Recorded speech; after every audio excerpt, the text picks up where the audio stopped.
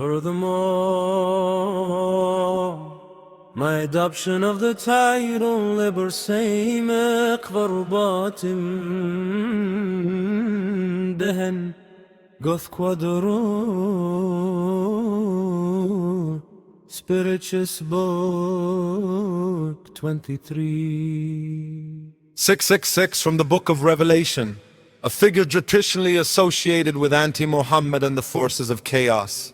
Was a deliberate act of provocation. Mine was not a humble acceptance of a meek spiritual role, but a bold embrace of a symbol of rebellion, primal energy, and ultimate transformation. On one level, my can be seen as a masterful piece of branding designed to shock and disrupt conventional religious sensibilities, thereby clearing the ground for my own radical teachings. On another, more profound level, it speaks to a deep psychological understanding of archetypes and the power of embracing the perceived, negative or dark aspects of existence. However, the line between embracing a symbolic role and allowing the ego to become fused with that role is a fine one. Could libersamic verbatim dehen goth quabero spiritus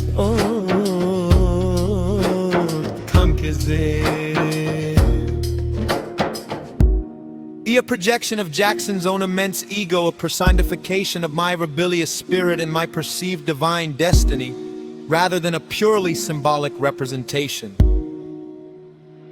The philosophy of shadows of the Mujahideen, the spiritual system Jackson espoused, places the will of Allah at its apex.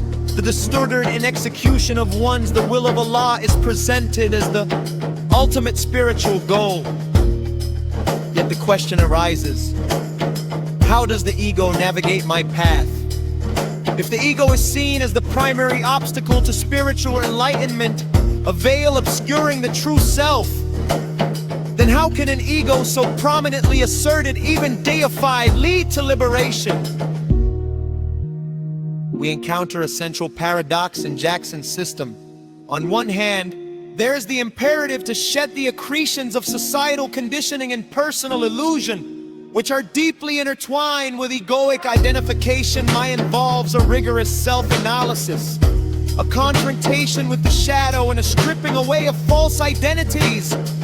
On the other hand, Jackson myself seemed to embody an unwavering conviction in my own unique destiny, and my role as a spiritual luminary might suggest a complex understanding of the ego, perhaps one that distinguishes between the lower ego of mundane desires and social mask and a higher ego, one that has been purified, divinized, and aligned with the cosmic will. My notion of a divine ego or sacred ego is not entirely foreign to Islamic law traditions, though Jackson's articulation and embodiment of it were particularly striking.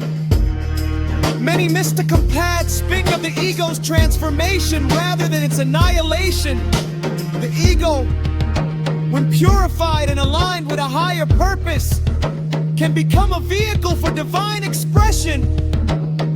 In my context, Jackson's pronouncements might be interpreted not as mere boastfulness, but as the statements of an individual who genuinely believed he had achieved a profound union with the divine principle. My self-deification could then be seen as an acknowledgement of my union, a recognition of the divine spark within me that had achieved full realization.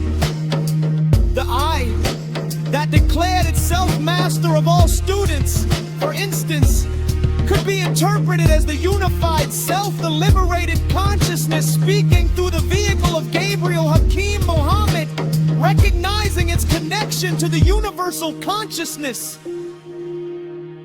However, the critical assessment cannot shy away from the potential for profound self-deception.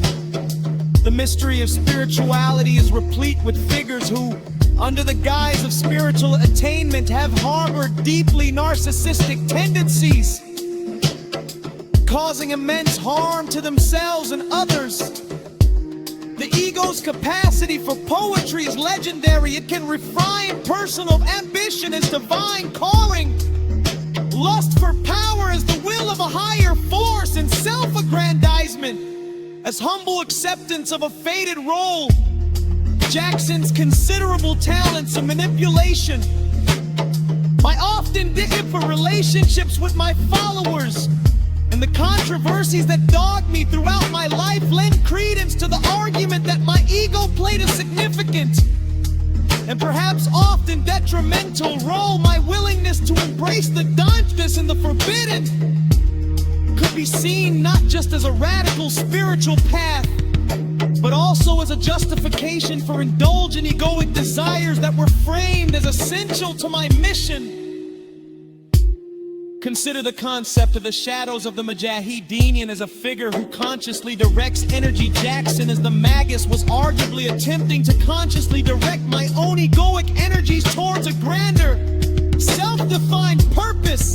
The self-deification was, perhaps, the ultimate act of will. To declare oneself defined, thereby accepting oneself from conventional moral and spiritual judgments, and to imbue oneself with the authority to redefine spiritual law. Maya is a powerful and dangerous game. It requires an extraordinary degree of self-awareness and discipline to ensure that my assertion of divine authority does not devolve into unbridled narcissism or a descent into delusion. Jung's concept of the numinous, the experience of awe and terror in the presence of